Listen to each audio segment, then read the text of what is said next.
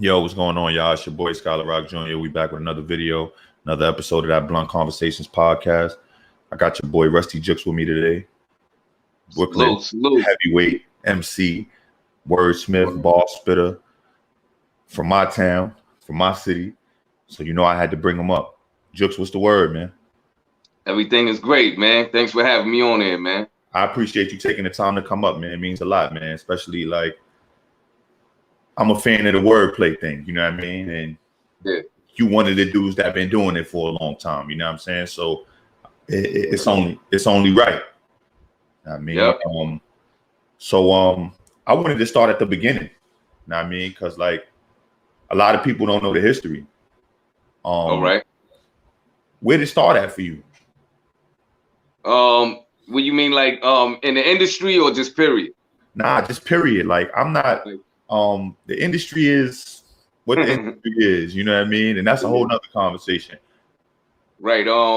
Well, I started when I was 12 and shit. You know what I mean? I was a hip hop fan heavy though since I was real little, like 4 or 5 and shit. You know what I'm saying? Like I was always into the music shit. But I really started wanting to rhyme, and I started writing when my Uncle Ray came home, and he came to live with us for like a year and shit.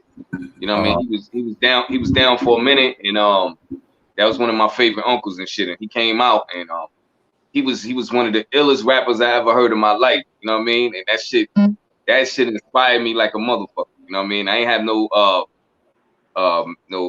male role models, nothing in my crib and shit, man. My uncle was the one. So when he came home and he had books and shit, man, composition books, you know, the black and white joints, full of rhymes and shit. And I was memorizing his rhymes, and he never recorded nothing. You know what I mean? I was memorizing everything. I still got like 20 of his rhymes in my head and shit. And when he started rhyming, you know, I started rhyming like a few months after that when he was dead and shit. From there, you know, that shit just set it off. So you would say like that's your only musical inspiration? Like nobody else inspired you to jump in the booth? Nah, he was the one, man. Like I was already loving the music, you know what I mean? But he was the one that made me want to write, because I didn't want to be a rapper before that. And that was when I was 12 years old. So that was like 1990, some shit like that. So let's talk about the name. The name, Ruste Jux. Like, where you got that from? Like, where did that derive from? Where'd you come up with that? Because that's different. Yeah, man. Like, I had a few different rap names and shit when I first started. You know what I mean? I was going through different phases and shit, changing my names and shit. And my one name is, my real name is Victor. So one name that stuck for a few years was Vic Funkster. And I had that name for a long time and shit. Then that's when I started hustling. I started getting into other, you know, stupid shit in the street. And you know, I was like, yo, I'm gonna change my name to something more hardcore and shit. You know, so then I came up with Ruste Juxman. And you know, it was Ruste Juxman for a minute. Then I chopped off the min. I just left it as Ruste Jux. And I think I changed my name like to Ruste Jux like when I was 16 or some shit like that. And then it's been like that forever. So that's just how you was living at the time. That was just basically, that's how I'm living at the time, and that's what I'm going. Okay. Yeah. So you know, it just became the name. Let's talk music, because like, I mean, a lot of people don't know, but you've been around a long time, and you've been on the underground scene for a long time, and doing your thing on the underground scene, like not just here, not just locally, but all over the world. You know what I mean? All over the world. Hell yeah. I know, like in the underground scene, like some of the kings are like cats like Tech Nine. So like, where do you feel you fall in with that bracket of underground artists? Like, are you in that realm? Do you feel like you still have work to do? Nah, I mean, you know, I'm definitely up there with all the top tier cats, man. Like, and this is not just me saying that, like patting myself on the back. Like you know, the fans tell you all the time. Like, you know, I'm always in the top 5 or in the top 10 of somebody's list, and you know what I mean. They always at me and tagging me and shit like that. And you know, or either just write it to me like, yo, you such and such and such and such is my favorite artist. You know what I'm saying? And you know, I appreciate that shit, man. So, you know what I mean? I came in with one of the illest groups of all time, you know what I mean, with Boot Camp Click, with with my man Sean Price, rest in peace. You know what I mean? And he, Sean Price. you know what I mean? Sean, I always felt I was a dope MC, but when I started going on tour with Sean, man, all over the world, Italy, Switzerland, Germany, you know what I mean, everywhere. That stepped my show game up, and that got my presence more known out there too. You know what I mean? And I was at the same time being a part of their catalog. You know what I mean? And Yep. so that shit definitely boosted everything up for me. You know what I mean? I was always dropping singles and just for years and shit. And then I dropped my first album with Duck Down in 2008. And you know what I mean? Now I'm on number 15 and shit. You know what I mean? Yep. And when you talk about Duck Down, you know what I mean? That's New York City hip hop. So yeah. like to be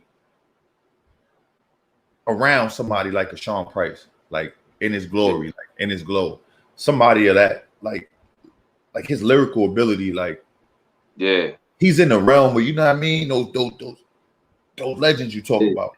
I mean, just enough people don't know, because I mean he didn't get enough of a chance and enough of a body of work to really display his talent to the masses. You know what I mean? But what were you able to gain from that time period that you spent with him? Like what did you learn? I mean, I'm sure man, you able to pick his brain. I learned a whole lot, man. Not just with the hip hop shit, like just in real life with Sean. You know what I mean? He was one of the realest. He was my big brother for real. You know what I mean? You know what I mean? He real life shit, like in the street shit, to the music, to learning the game. You know what I mean?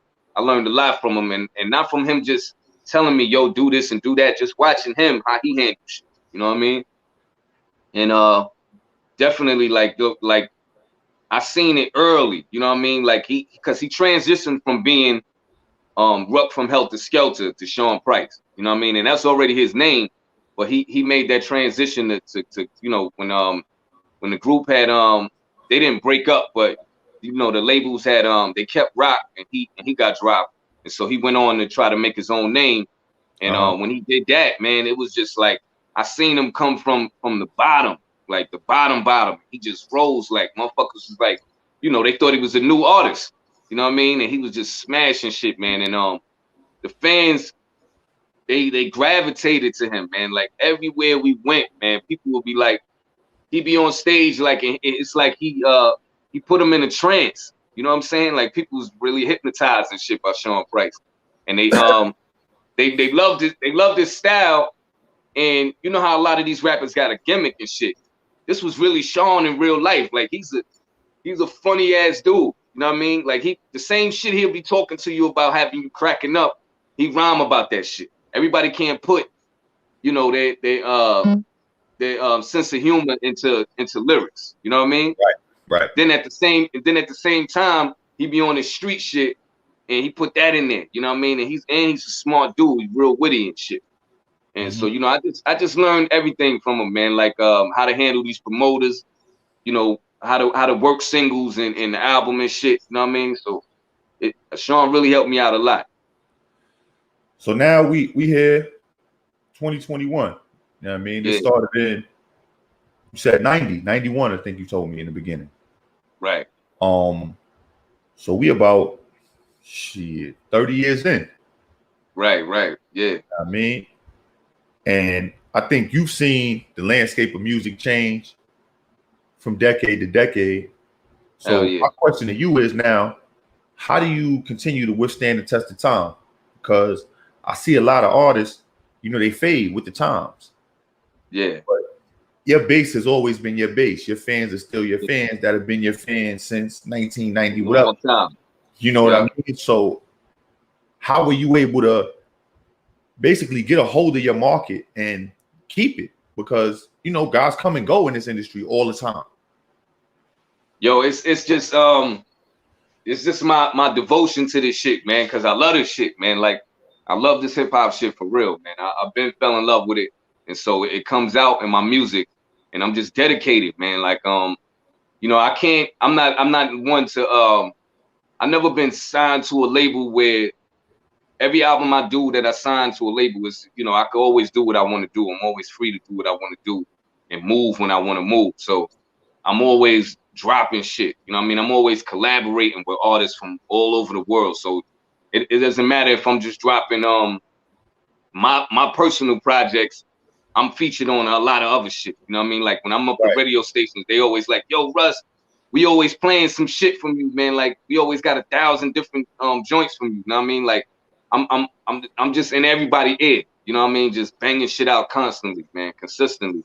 And you know what I mean? I just stay true to this shit, man, and I never switch up.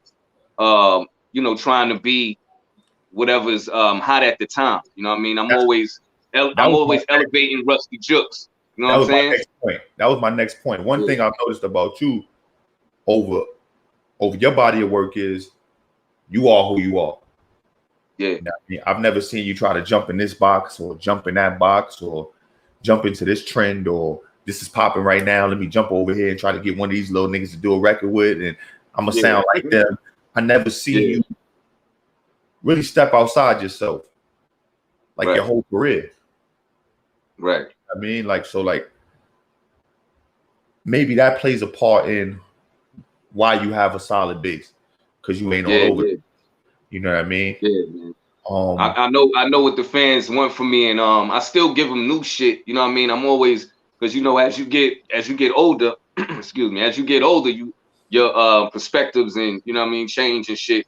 And you know, I'm always unapologetic with my shit. So if you ain't fucking with it, it don't matter, man. I'm gonna keep doing what I'm doing, and this is what I'm on now. You know what I mean? You just it's just like, you know how you when you creating new music and you want some new shit.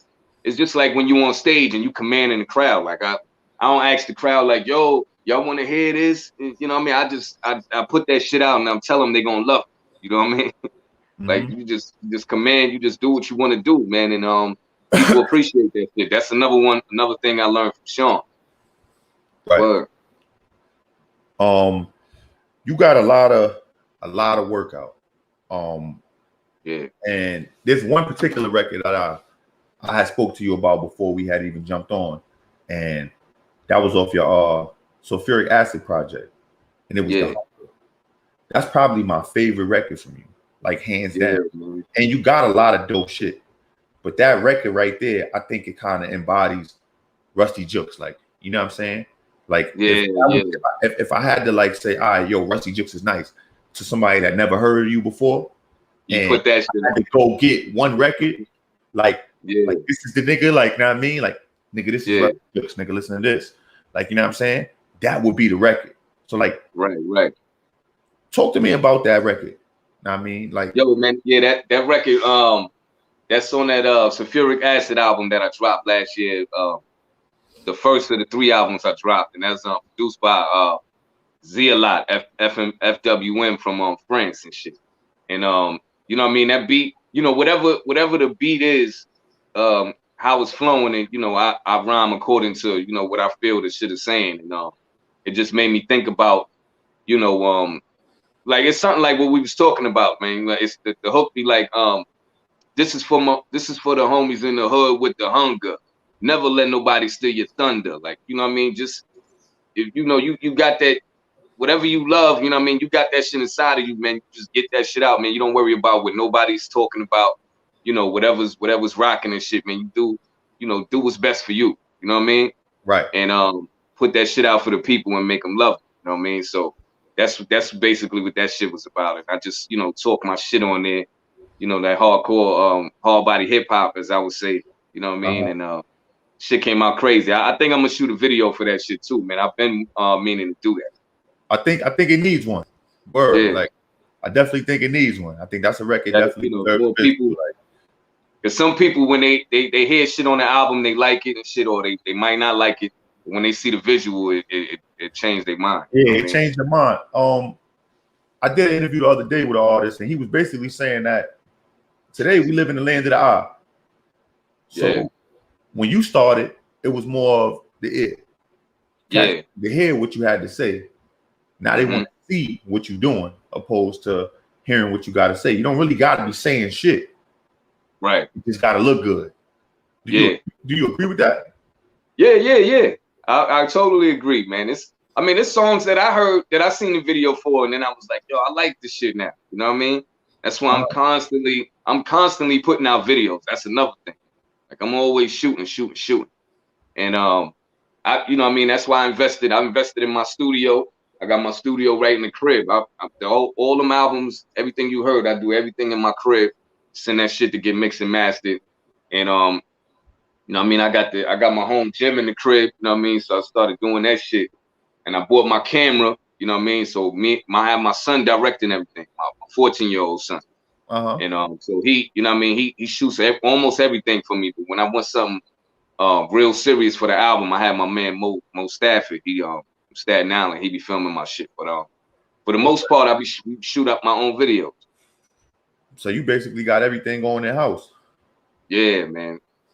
Hell, that's why this when this pandemic shit hit, you know what I mean, it didn't really affect me. That was my next question. Like, that was my next question. So like, this pandemic, like, hurt you? Not hurt you?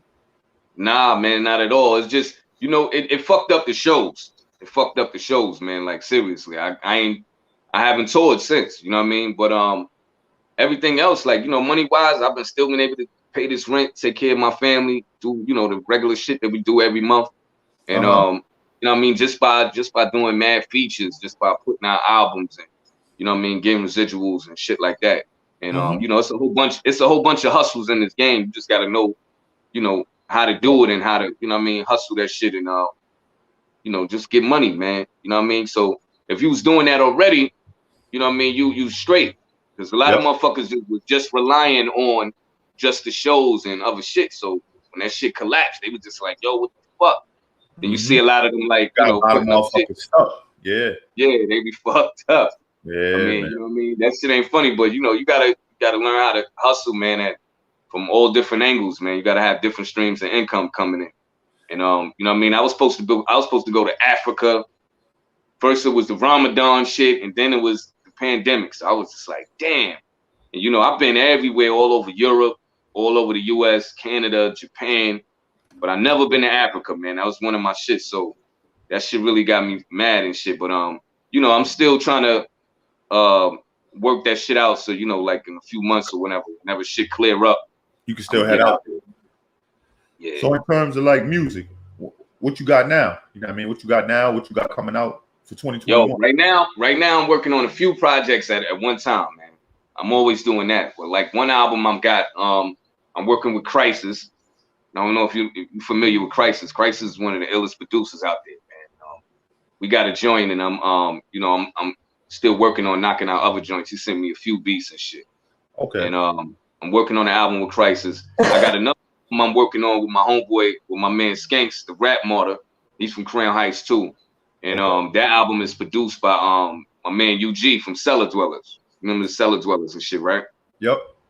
So yeah, I got that album.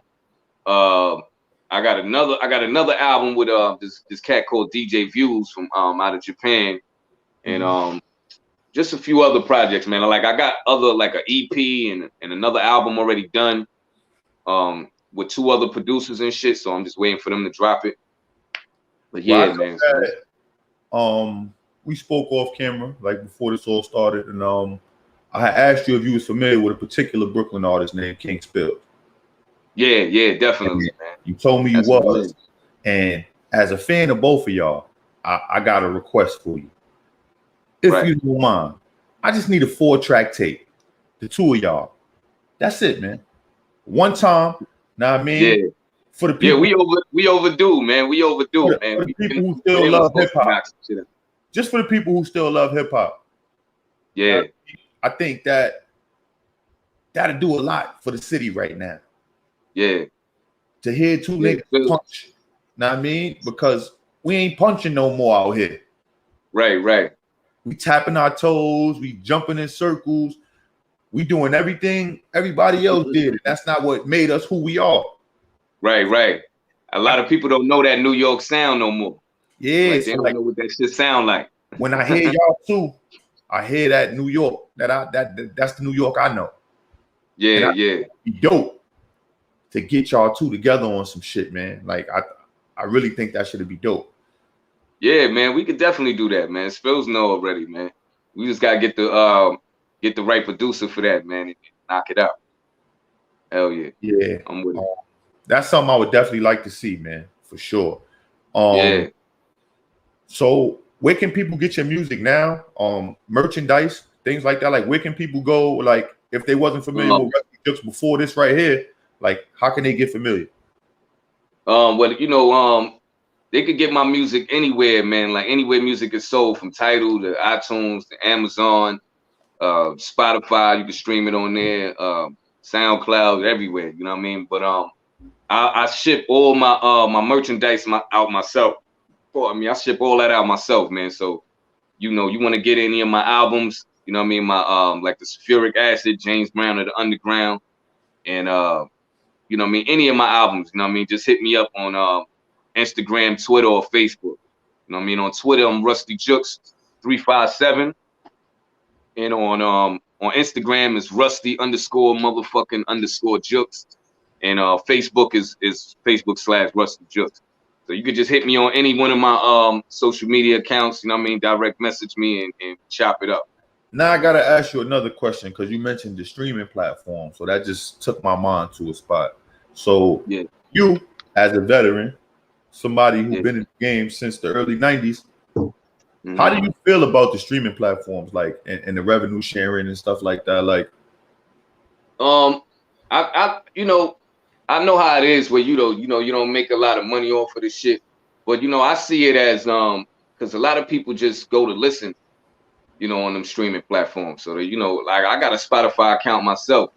You know what I mean? I sit there and rock to Scarface album, The Fix, or you know, or Onyx Shut 'Em Down album and shit. You know what I mean? I go for the classics that I don't have shit, so I just listen to shit whenever.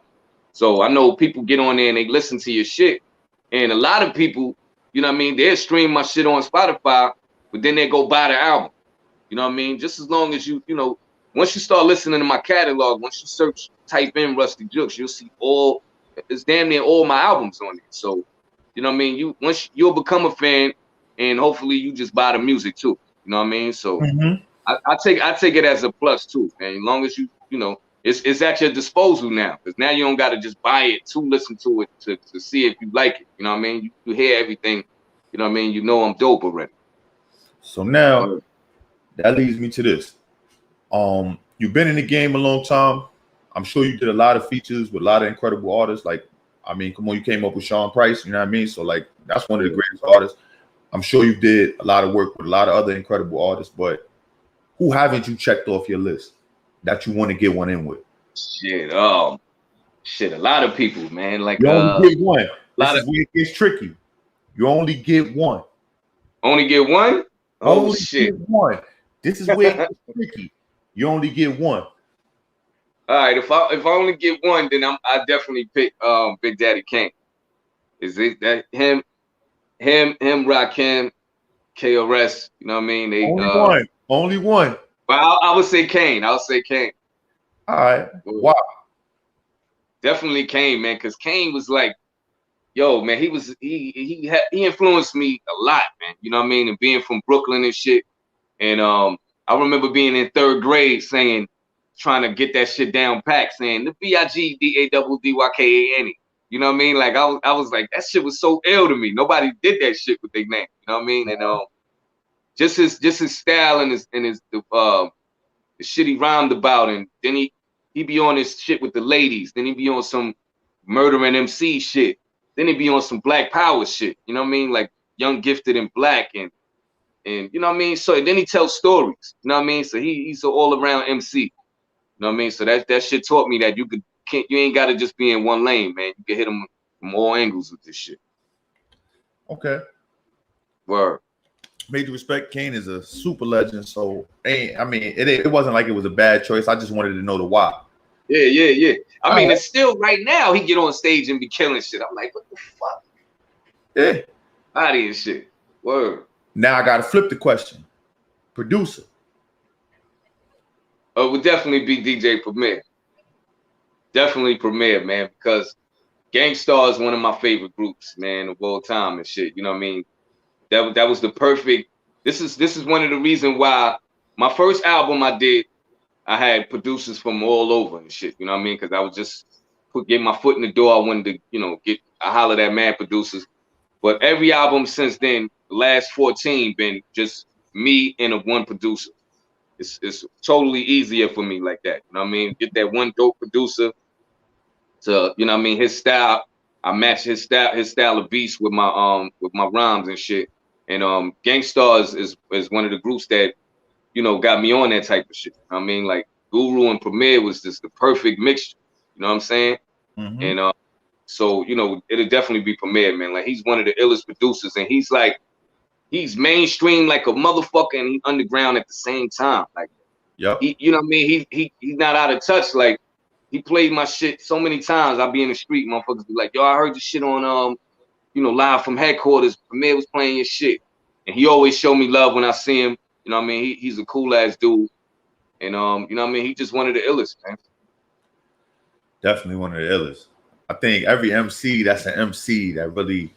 Yeah, you need a primo joint, man. You need some scratches on your joint one time. You just need the scratches on your joint. Now, I mean, I think that's like a stamp. Now, I mean, for a lyricist, like to get that.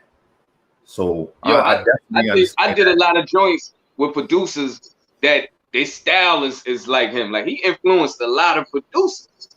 Mm-hmm. It's a lot of producers that you'll hear a song and it be like, what real something, and yo, that's Premier right there. Mm-hmm. You know what I mean? Like they influenced by him. You can't even tell me you wasn't influenced by him by doing your hooks and shit like that. Yeah. Well, yeah. I mean, he's still influencing the culture. You know what I mean? Like, he still get records with some of the biggest artists today because, right. I mean, come on, man. You can't not know who that man is or respect what he do. Like sonically, like, come on, man. It ain't been too many that do that like him. Yeah. Yeah. Shit. Now I wanted to ask you from a standpoint of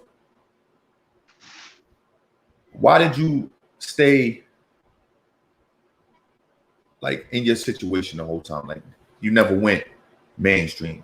You know what I mean? Like, did you never want to make that transition? Did the opportunity never present itself, or just was you comfortable in the position you was in and where you was at with the people you do business with?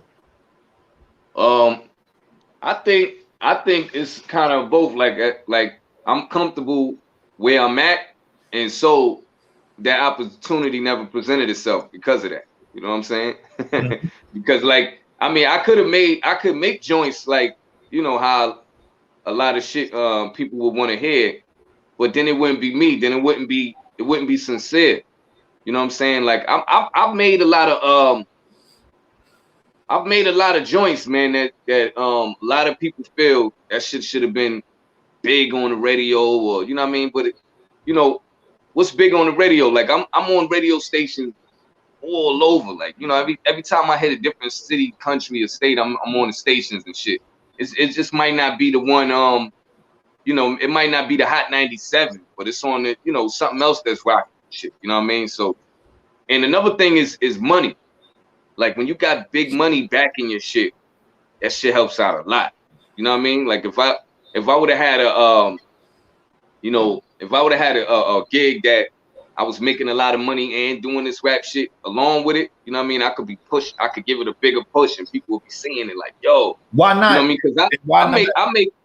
Because I make good money right now, and I push my shit, you know what I mean? But I know if I had some serious bread, I could, you know what I mean? That shit would be even bigger, man, by myself just doing it. You know what I mean? Billboards and shit. Was there ever a situation where you could have went to a major label and got that? Like, you know what I'm saying? Nah, I never was. I mean, I was on a few labels and shit, but it shit didn't work out. Like I didn't like how the shit was moving and shit, and then I got out of the contract and shit like that. Back in the days when I was with DR Period, another salute my man DR Period, who was on Select Records, and a few different things like, but you know, it is what it is, man. It was meant to be what it is, you know what I'm saying? So no hard feelings from nobody, you know what I mean? I just kept it moving and shit. Right. Definitely. You got to keep going forward.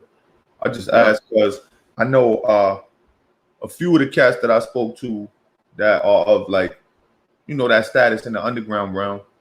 They never wanted to pursue anything with the major labels. Like they were content with being in the space they were in. So that's why I asked you that question more or less. Yeah, I used to want to be like that when I was younger, but then as I like you know, like I'm saying, like I started doing business with Sean and seeing how he handles shit. I was like, I don't need that shit. Because then it's you know, you'll get money for the label, then you're gonna owe money to this shit. You know what I mean? Because they was on a major label before. Then when they was just on Duck Down, shit was way more. You know what I mean? He was getting a lot of money every year. You know what I mean? Just doing what he wanted to do. And that's how I wanted to get my shit. You know what I mean? So it's nothing to tie me down. They can't tell me what I can't put out or when they gonna put it out. I put that shit out myself. I package it up myself and ship that shit out. So you know what I mean? It's better for me like this. Yeah, I definitely understand that too. Like I said, I heard that from a few artists, like quite a few artists that tell me. If I did sign, I didn't mean to cut you off, but if I did sign to a major, it would still be under my shit too. You know what I mean? Like, you know what I mean? With my label on their shit. You know what I mean? It will be a deal like that. Like, you know what I'm saying? A partnership more or less. Right. Yeah, I definitely understand that. And that's what I was about to say, that was my next point. A lot of indie artists are telling me now, like the only way they would go major is if they got the partnership. They're not just in the standard 360 deal. Like nobody wants that no more. Yeah, I mean, like Spotify gives you a 360 deal. If you think about it, you know what I mean? Like, so you're gonna take two of them at the same time. You're gonna pay Spotify and your label. Like, you know what I mean? It's just Yo, ownership is the motherfucker, is the key, man. I'm telling you, ownership, man. You gotta own your shit. It's a lot of artists that got big deals, and then you see them on what's the name of that show? Damn, what's the name of that show where they, you know, like the damn, I forgot the name of this shit. Huh? VH1, where are they now? Nah, not where are they now?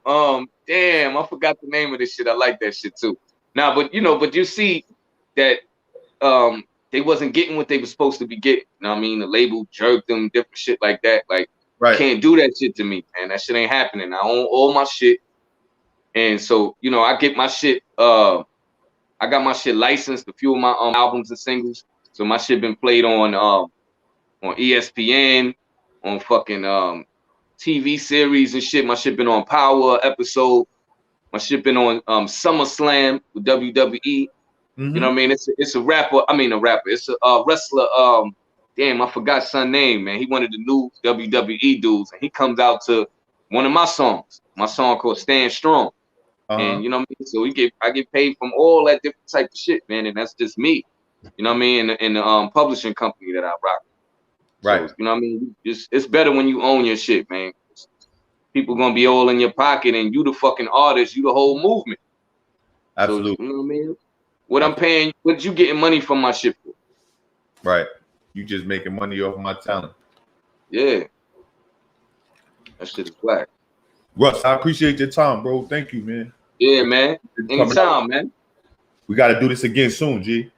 Exactly. I'm with it. Peace. Cool, man.